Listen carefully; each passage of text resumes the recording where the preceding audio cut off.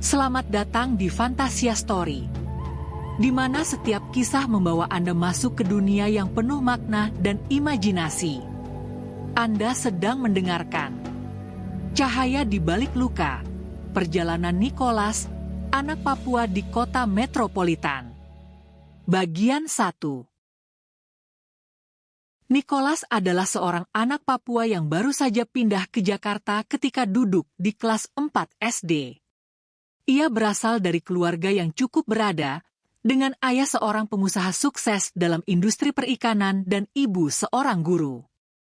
Kehidupan di Papua bagi Nicholas penuh dengan keindahan alam dan kebersamaan keluarga. Ia terbiasa bermain di hutan, memanjat pohon, dan berenang di sungai yang jernih. Kampung halamannya dihiasi dengan rumah-rumah adat yang sederhana namun penuh warna, menggambarkan kearifan lokal yang diwariskan turun-temurun.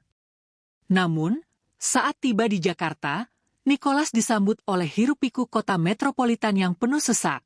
Suara klakson dan langkah cepat orang-orang membuatnya merasa terasing dan rindu akan ketenangan kampung halamannya. Gedung-gedung pencakar langit menjulang tinggi, kendaraan bermotor berdesakan di jalanan, dan orang-orang berjalan cepat seolah dikejar waktu.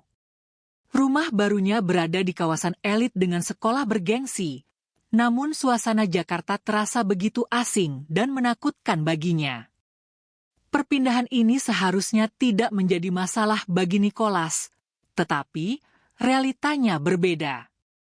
Perbedaan fisik dan budaya membuatnya sulit diterima di sekolah baru yang mayoritas muridnya berasal dari keluarga elit Jakarta. Pagi itu, Nicholas berangkat ke sekolah barunya dengan perasaan campur aduk. Ketika sampai di kelas, ia merasa semua mata tertuju padanya. Anak-anak yang sibuk mengobrol dengan teman-teman lama mereka, segera terdiam ketika melihat Nicholas. Saat memperkenalkan diri di depan kelas, suara bisikan dan tawa kecil terdengar dari berbagai sudut ruangan. "Perkenalkan, saya Nicholas dari Papua," katanya pelan. Mencoba menyembunyikan kegugupannya. Saat jam istirahat tiba, Nicholas duduk sendiri di bangku taman sekolah. Seorang anak laki-laki bernama Hamdan, yang terlihat seperti pemimpin dari sekelompok anak lain, mendekati Nicholas. "Hei, kau dari mana? Kok hitam banget? Itu kenapa rambutmu keriting gitu?" Hamdan menatap Nicholas dengan pandangan merendahkan. Nicholas merasa marah dan malu, tapi ia memilih untuk diam. Seiring berjalannya waktu, perlakuan seperti ini semakin sering terjadi, membuat Nicholas merasa kecil dan tak berharga. Sore itu, ketika Nicholas sedang duduk sendirian di taman, seorang gadis bernama Azizah mendekatinya. Azizah dikenal sebagai gadis yang cerdas dan ramah di kelas. Dengan senyuman hangat, ia duduk di sebelah Nicholas dan mulai membuka percakapan. "Hai, aku Azizah. Aku tahu hari ini berat buat kamu, tapi kamu nggak sendirian kok." Nicholas hanya mengangguk pelan. Azizah melanjutkan, Tadi aku dengar kamu dari Papua. Aku belum pernah ke sana, tapi katanya alamnya indah sekali.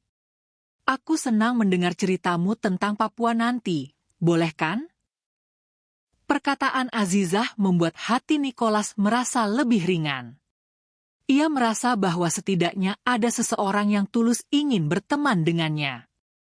Mereka mengobrol sejenak, dan Azizah menceritakan tentang keluarganya, sekolah, dan hobi-hobinya. Nicholas mendengarkan dengan penuh perhatian, merasa bahwa untuk pertama kalinya ada yang peduli padanya. Pada suatu pelajaran seni, guru membagi kelas menjadi beberapa kelompok kecil untuk membuat proyek bersama. Kebetulan, Nicholas, Azizah, dan Hamdan berada dalam satu kelompok. Azizah berusaha melibatkan Nicholas, memberinya kesempatan untuk berbicara dan ikut berkontribusi dalam ide proyek mereka. Namun, Hamdan merasa terganggu dengan kehadiran Nicholas. "Nicholas, kamu nggak usah banyak omong deh. Biar kami saja yang kerjakan, kamu nggak bakal ngerti juga, kata Hamdan sambil melirik Nicholas dengan sinis. Azizah tidak terima. Hamdan, itu nggak sopan. Nicholas juga bagian dari kelompok kita, dan kita harus kerjasama. Namun, Hamdan bersikeras dan terus mencoba mendominasi tugas kelompok.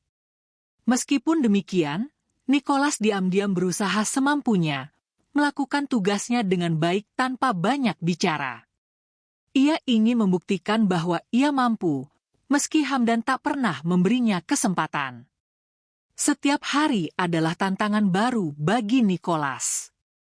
Perlakuan buruk dari teman-temannya membuatnya merasa terasing dan tidak percaya diri.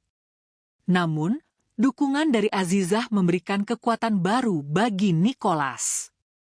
Azizah selalu ada untuk mendengarkan dan memberi semangat, membuat Nicholas merasa bahwa ia tidak sepenuhnya sendirian.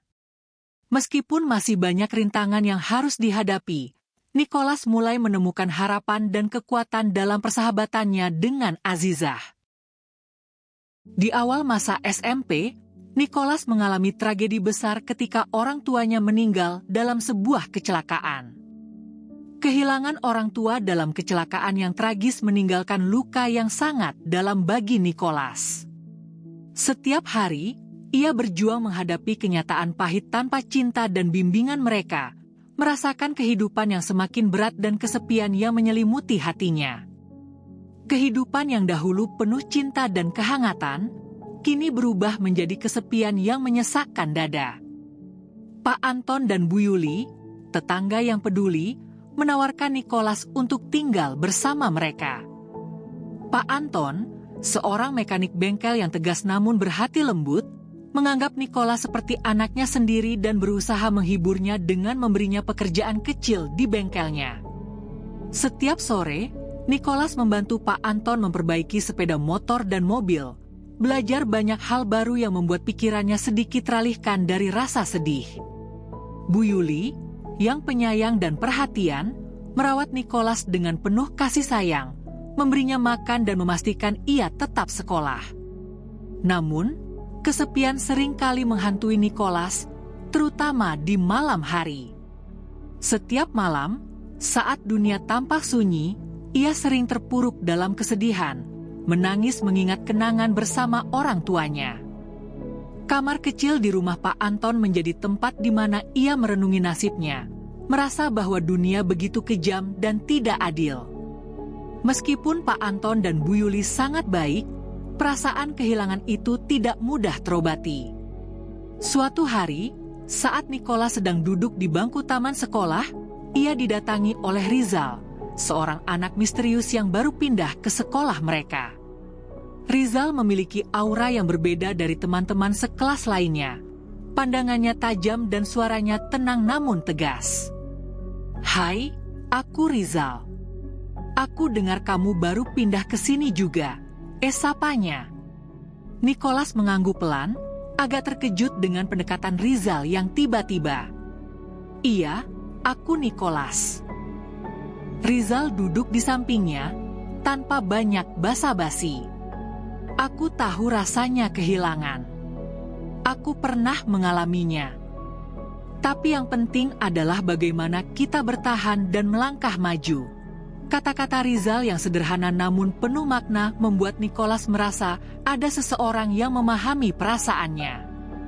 Namun, ada sesuatu yang misterius tentang Rizal yang membuat Nicholas penasaran, seolah ada banyak hal yang disembunyikan di balik sikap tenangnya. Meski begitu, ia merasa terbantu dengan kehadiran Rizal yang memberi nasihat dan dukungan, meski terkadang ucapan Rizal terasa ambigu dan sulit dimengerti sepenuhnya. Azizah dan keluarganya, terutama Pak Abdul, selalu berusaha menyempatkan waktu untuk mengunjungi Nicholas, membawa kehangatan yang sangat ia butuhkan di tengah kesedihan.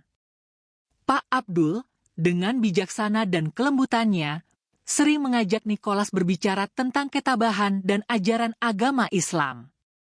Ia mengatakan kepada Nicholas bahwa setiap manusia mengalami cobaan, dan ketabahan adalah kunci untuk menjalani hidup. Nicholas, Allah memberikan cobaan sesuai kemampuan kita. Mungkin ini berat, tapi kau kuat. Kau hanya perlu bersabar dan terus berdoa, katanya suatu malam. Perkataan Pak Abdul memberikan ketenangan bagi Nicholas. Ia mulai merenungkan segala hal yang ia alami dan perlahan merasakan ketertarikan pada Islam. Akhirnya, ia memutuskan untuk berpindah agama dan menjadi seorang Muslim. Keputusan ini memberi Nicholas kekuatan baru dan rasa tujuan yang lebih dalam hidupnya. Namun, tidak semua orang menerima perubahan ini dengan baik.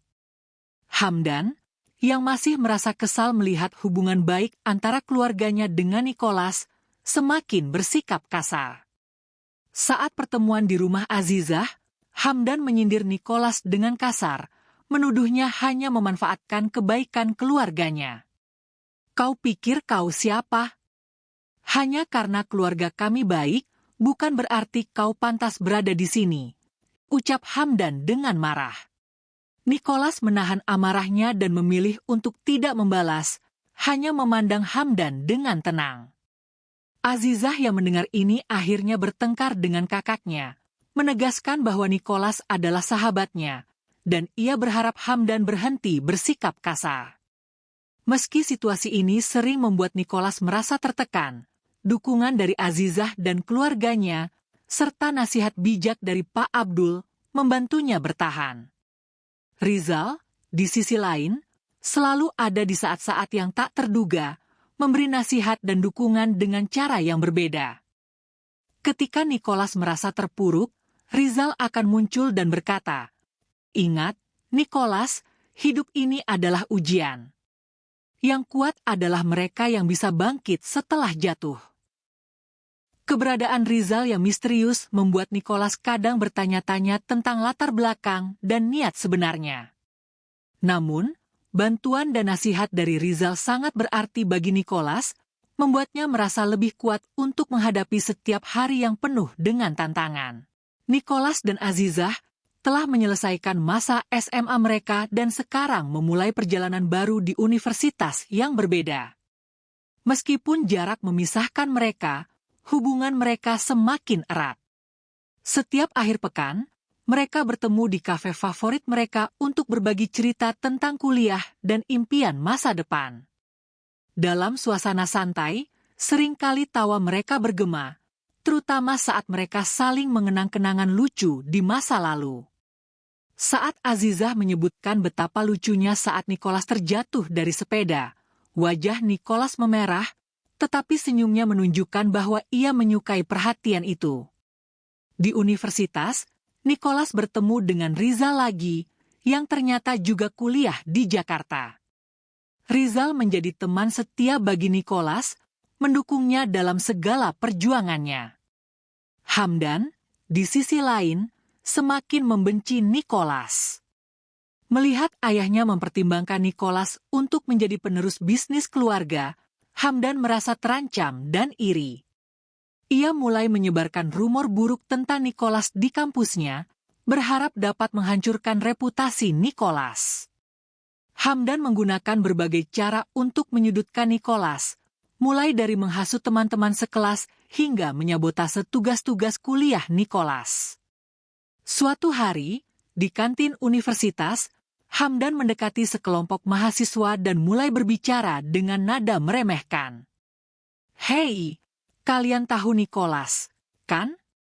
Aku dengar dia dapat nilai bagus hanya karena dia, anak emas, dosen. Semua orang tahu dia tidak pantas dapat nilai itu," katanya dengan sinis. Salah satu mahasiswa, yang terpengaruh oleh kata-kata Hamdan, menanggapi, serius? Aku selalu berpikir dia terlalu pintar untuk orang yang baru pindah ke Jakarta." Hamdan tersenyum puas, melihat bahwa fitnahnya mulai berhasil. Dia tahu bahwa rumor ini akan menyebar dan merusak reputasi Nicholas di kampus. Nicholas, yang tidak menyadari rencana jahat Hamdan, terus berusaha keras dalam kuliahnya. Namun, ia mulai merasa ada yang aneh. Beberapa teman sekelas mulai menjauh dan berbicara di belakangnya. Nicholas merasa kesulitan, tetapi dukungan dari Azizah dan Rizal membantunya tetap tegar. Azizah selalu ada untuk mendengarkan keluh kesah Nicholas, dan dalam satu kesempatan, saat mereka berdua belajar, Azizah secara tidak sengaja menyentuh tangan Nicholas. Mereka saling memandang sejenak, keduanya merasakan denyut ketegangan yang tidak terucapkan. Suatu hari, saat Nicholas sedang belajar di perpustakaan, Rizal mendekatinya dan berkata dengan nada pelan, Nicholas, aku dengar ada yang menyebarkan rumor buruk tentangmu. Kau harus berhati-hati." Nicholas mengangguk, merasa kaget namun berterima kasih. "Terima kasih, Rizal. Aku akan lebih waspada." Namun, tidak lama setelah itu, Hamdan kembali dengan rencana yang lebih jahat. Ia menyelinap masuk ke ruang dosen dan mengubah nilai Nicholas di sistem, membuatnya terlihat seperti ia telah melakukan kecurangan. Ketika ini terungkap, Nicholas dipanggil oleh dekan dan harus menghadapi tuduhan serius. Azizah, yang mendengar kabar itu, segera mendatangi Nicholas untuk memberikan dukungan. "Aku tahu kamu tidak mungkin melakukan ini, Nicholas. Aku akan membantu mencari cara untuk membuktikan bahwa kamu tidak bersalah," kata Azizah dengan tegas, matanya menunjukkan kepedulian yang mendalam. Nicholas merasa terbantu, meski situasi semakin berat. Ia tahu bahwa Hamdan adalah dalang dari semua ini, tetapi ia tidak memiliki bukti yang cukup untuk menuduhnya. Dengan bantuan Rizal, yang ternyata memiliki akses ke beberapa informasi penting di kampus, mereka mulai mengumpulkan bukti untuk membersihkan nama Nicholas. Dalam perjuangan membersihkan nama baiknya, Nicholas menemukan kekuatan yang luar biasa dari dukungan teman-temannya. Ia belajar bahwa meskipun banyak rintangan dan pengkhianatan, ada juga kebersamaan dan kepercayaan yang bisa mengalahkan segala kesulitan. Namun, bayang-bayang misterius Rizal dan kebencian Hamdan masih terus mengintai, menambah tantangan yang harus dihadapi Nicholas dalam perjalanan hidupnya. Bersambung, berhubung ceritanya masih panjang. Sampai di sini dulu ya. Jangan lupa untuk like video ini jika Anda menikmatinya dan subscribe channel kami untuk mendapatkan update cerita Nicholas dan juga cerita-cerita menarik lainnya. Jangan lupa tekan tombol lonceng agar Anda tidak ketinggalan cerita terbaru dari kami. Terima kasih.